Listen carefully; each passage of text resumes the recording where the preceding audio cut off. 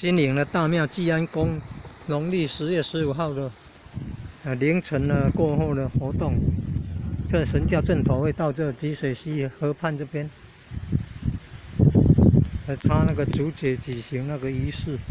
叫请水活动，也可能是招兵买马那种，有那种仪式。这是为这个五营、中营、东西南北营招收兵马、招收兵将，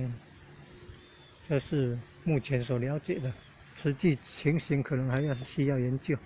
到了这个今天晚上11点以后，到了就是今天农历10月15号下元节，水官大帝圣诞夜，晚上11点过后就有神教正头又出来，又来到这里。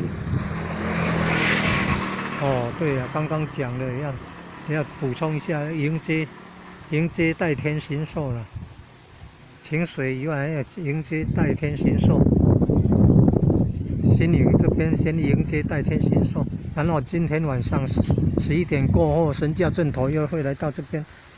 举行这个恭送代天行寿，恭送代天行寿游王宫的仪式。新营这边办完了，接着有柳营